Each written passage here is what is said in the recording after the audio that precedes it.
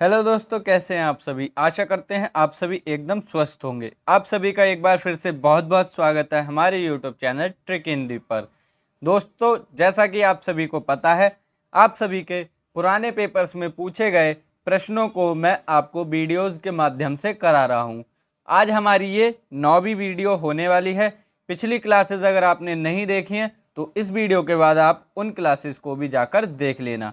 चलिए बिना किसी समय को गवाए अपनी इस वीडियो को शुरू करते हैं। पहले प्रश्न की बात करते हैं। पहला प्रश्न हमसे पूछा गया है, स्वर संधि कितने प्रकार की होती है। पहला ऑप्शन हमें दिया गया है 2, दूसरा ऑप्शन हमें दिया गया 3, तीसरा ऑप्शन हमें दिया गया 4 और चौथा ऑप्शन हमें दिया गया है 5। तो यहाँ पे हमसे स्वर संधि पूछा गया है कितने प्रकार की होती है। तो स्वर संधि के हमारे प्रकार होते हैं 5 प्रकार। ऑप्शन नंबर डी इस प्रश्न का सही उत्तर हो जाएगा। स्वर संधि 5 प्रकार की होती है। और यदि आपसे केवल पूछा जाए संधि कितने प्रकार की होती है, तो संधि हमारी 3 प्रकार की होती है, स्वर, व्यंजन और विसर्ग संधि। और उसमें भी अगर हमसे पूछा जाए स्वर संधि कितने प्रकार की होती है, तो वो होती है 5 प्रकार की। इसके बाद बात करते हैं अगले प्रश्न की। उत्पत्ति के आधार पर शब्द के कितने भेद होते हैं।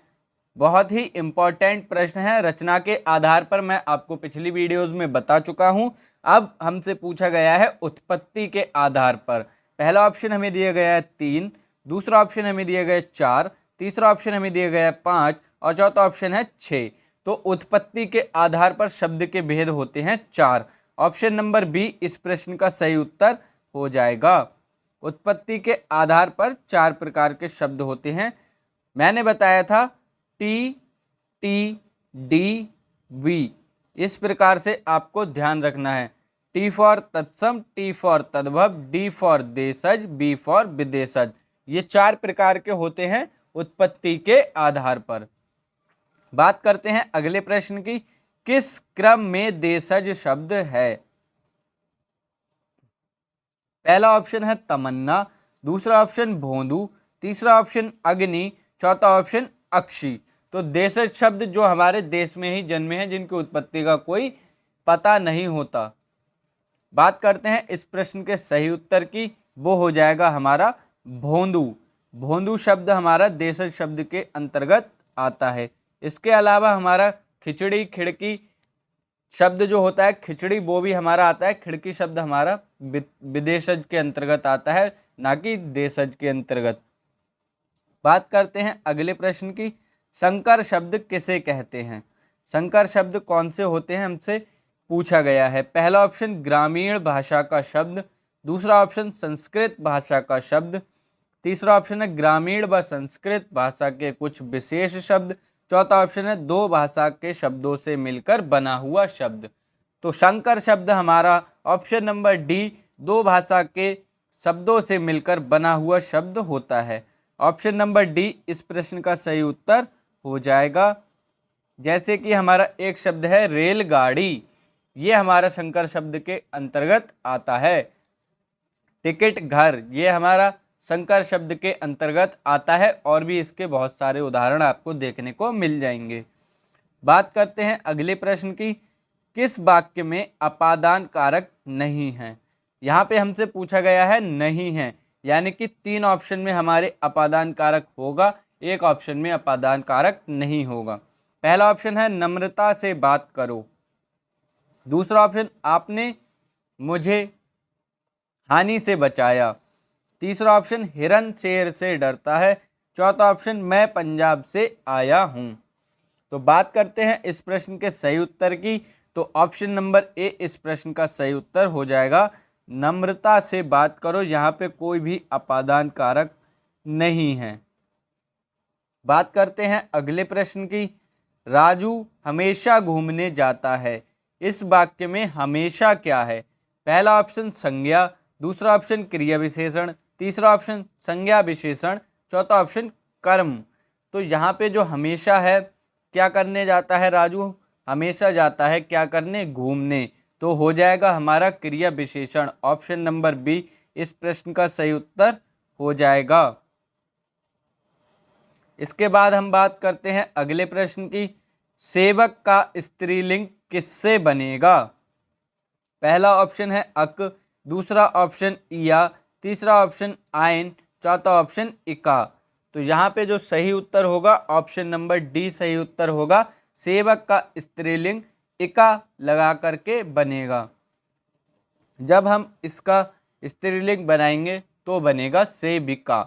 इका लास्ट में हमारा प्रत्यय आ रहा है। बात करते हैं अगले प्रश्न की। विनय पत्रिका नामक ग्रंथ की रचना किसकी है या ग्रंथ की रचना किसने की? पहला ऑप्शन मलूक दास ने, दूसरा ऑप्शन गोस्वामी तुलसीदास जी ने, तीसरा ऑप्शन विक्रमादित्य ने, चौथा ऑप्शन केशव दास ने। तो विनय पत्रिका आपको ध्यान रखना है, बहुत पेपर में पूछा गया है। यह है रचना गोस्वामी तुलसीदास जी की। ऑप्शन नंबर बी इस प्रश्न का सही उत्तर हो जाएगा। गोस्वामी तुलसीदास जी रचयिता हैं विनय पत्रिका के। बात करते हैं अगले प्रश्न की। अधिष्ठता में उपसर्ग है। पहला ऑप्शन अधि, दूसरा ऑप्शन अधिष्ठ, तीसरा ऑप्शन अध, चौथा ऑप्शन अध। तो अधिष्ठता में कौन सा उपसर्ग होगा? तो उपसर्ग जो पहले लगते हैं वो उपसर्ग कहलाते हैं। ऑप्शन नंबर ए इस प्रश्न का सही उत्तर हो जाएगा। अधि उपसर्ग है अधिष्ठाता में। बात कर लेते हैं अगले प्रश्न की, जो कि है मौके की तलाश में रहना के लिए सही मुहावरा कौन सा है? पहला ऑप्शन टस से मस न होना, दूसरा ऑप्शन टोह में रहना, तीसरा ऑप्शन प्राण पखेरु उड़ जाना, चौथा ऑप्शन पानी उतारना। तो यहाँ पे मौके की तलाश में रहना, इसके लिए सही मुहावरा होगा हमारा ऑप्शन नंबर ए, टस से मस ना होना। ये हमारा गलत है, बल्कि इस प्रश्न का सही उत्तर होगा ऑप्शन नंबर बी, टोह में रहना। ऑप्शन नंबर बी इस प्रश्न का सही उत्तर हो जाएगा। मौके की तलाश में रहना यानी टोह में रहना। बात करते हैं अगले प्रश्न की। आलस्य शब्द का विशेषण क्या है? पहला ऑप्शन है आलस, दूसरा ऑप्शन अलस, तीसरा ऑप्शन आलसी, चौथा ऑप्शन आलसपन। तो आलस्य का विशेषण बनेगा हमारा, जैसे कि राम आलसी है, तो राम कैसा है? आलसी। उसकी विशेषता बता रहा है, और जब संज्ञा की विशेषता बताता है कोई, वो हमारा विशेषण कहलाता है। तो ऑप्शन नंबर सी इस प्रश्न का सही उत्तर हो जाएगा। आलस्य का विशेषण आलसी बनेगा। बात करते हैं अगले प्रश्न की। निम्न में से शुद्ध वाक्य कौन सा है? पहला ऑप्शन है सीता की चरित्र अच्छा है, दूसरा ऑप्शन सीता का चरित्र अच्छी है, तीसरा ऑप्शन सीता का चरित्र अच्छा है, चौथा ऑप्शन सीता के चरित्र अच्छे हैं। तो इस प्रश्न के सही उत्तर की बात करें, ऑप्शन नंबर सी इस प्रश्न का सही उत्तर हो जाएगा। सीता का चरित्र अच्छा है, क्योंकि चरित्र के साथ हमेशा अच्छा प्रयोग होगा। तो अच्छी वाले दोनों ऑप्शन तो खुद ही गलत, और सीता की तो की नहीं होगा, सीता का होगा। तो ऑप्शन नंबर सी इस प्रश्न का सही उत्तर हो जाएगा। बात करते हैं अगले प्रश्न की। गुणों के विपरीत व्यवहार करना निम्न में से किस मुहावरे या लोकोक्ति का सही अर्थ है? पहला ऑप्शन है आग लगने पर कुआं खोदना, दूसरा ऑप्शन आंख के अंधे नाम नयन सुख, तीसरा ऑप्शन उंगली उठाना, चौथा ऑप्शन कोहलू का बैल। तो गुणों के विपरीत व्यवहार करना, ये है हमारा आंख के अंधे नाम नयन सुख। ऑप्शन नंबर बी इस प्रश्न का सही उत्तर हो जाएगा। इसके बाद हम बात करते हैं अगले प्रश्न की, जो कि है हमारा कौन सा शब्द देशज है? पहला ऑप्शन हमें दिया गया है अग्नि, दूसरा ऑप्शन प्रार्थना, तीसरा ऑप्शन खेत, चौथा ऑप्शन लोटा। तो कल वाली वीडियो में मैंने आपको उदाहरण जब बताए थे देशज शब्द के, तब आपको बताया था कि लोटा शब्द हमारा देशज होता है। तो ऑप्शन नंबर डी इस प्रश्न का सही उत्तर हो जाएगा। लोटा हमारा देशज शब्द है। बात करते हैं अगले प्रश्न की। निम्न में से कौन सा नाटक जयशंकर प्रसाद का नहीं है? पहला ऑप्शन जन्मे जय का नागयज्ञ, दूसरा ऑप्शन स्कंदगुप्त, तीसरा ऑप्शन ध्रुव स्वामिनी, चौथा ऑप्शन सिंदूर की होली। तो यहाँ पे ऑप्शन नंबर डी सही उत्तर हो जाएगा इस प्रश्न का। सिंदूर की होली जयशंकर प्रसाद जी ने नहीं लिखा है नाटक, बाकी के 3 नाटक जयशंकर प्रसाद जी के हैं। बात करते हैं अगले प्रश्न की। बागर्थ पत्रिका कहाँ से प्रकाशित होती है? बहुत ही इम्पोर्टेंट प्रश्न है, आपसे पेपर में पूछा जा सकता है। पहला ऑप्शन मुंबई, दूसरा ऑप्शन वाराणसी, तीसरा ऑप्शन नई दिल्ली, चौथा ऑप्शन कोलकाता। तो बागर्थ पत्रिका हमारी प्रकाशित होती है कोलकाता से। ऑप्शन नंबर डी इस प्रश्न का सही उत्तर हो जाएगा, कोलकाता। बात करते हैं अगले प्रश्न की। सदाशय का सही संधि विच्छेद होगा। पहला ऑप्शन सद धन आशय, दूसरा ऑप्शन सतत धन आशय, तीसरा ऑप्शन शत धन आशय और चौथा ऑप्शन है सदा धन आशय। तो सदाशय में हमारा या तो सद होगा या शत होगा, बाकी के दो ऑप्शन हमारे गलत हो जाएंगे। अब हमें देखना है कि शद होता है या सत। तो हमेशा सत होता है, शद नहीं होता। व्यंजन संधि का एक नियम है कि वर्ण का वर्ग का पहला अक्षर अपने तीसरे अक्षर में परिवर्तित हो जाता है। तो यहाँ ऑप्शन नंबर सी इस प्रश्न का सही उत्तर हो जाएगा। सत्य धन आशय मिलकर के सदाशय शब्द का निर्माण करेंगे। बात कर लेते हैं अगले प्रश्न की। गोपाल शब्द में समास होगा। पहला ऑप्शन अव्ययी भाव, दूसरा ऑप्शन द्वंद्व समास, तीसरा ऑप्शन द्विगु समास, चौथा ऑप्शन बहुब्रीहि समास।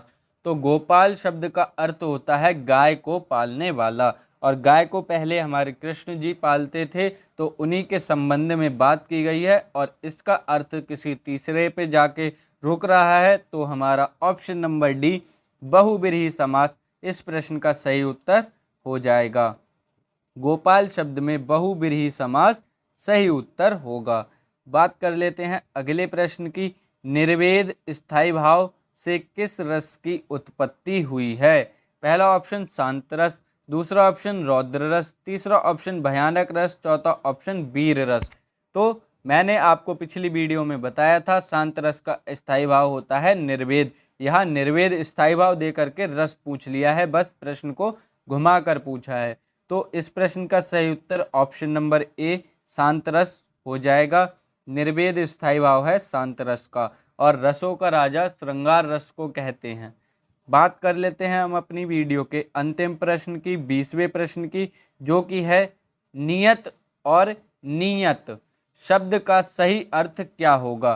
पहला ऑप्शन भाग्य और मनोभाव, दूसरा ऑप्शन सदाचार और छल रहित, तीसरा ऑप्शन इरादा और भाग्य, चौथा ऑप्शन है निश्चित या इरादा।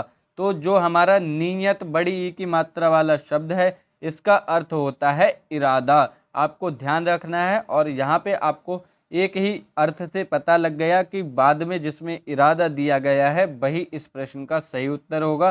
तो ऑप्शन नंबर डी इस प्रश्न का सही उत्तर हो जाएगा। निश्चित और इरादा नियत और नियत शब्द युग्म का सही अर्थ है। तो आशा करते हैं आज आपको ये वीडियो पसंद आई होगी। वीडियो पसंद आई वीडियो को लाइक कर देना, चैनल को सब्सक्राइब करके नोटिफिकेशन बेल को ऑल पर प्रेस कर देना। वीडियो को अपने सभी दोस्तों में शेयर करना बिल्कुल भी मत भूलना। ऐसे ही वीडियोस को देखने के लिए इस वीडियो को लाइक करके चैनल को सब्सक्राइब करके ज़रूर रखें।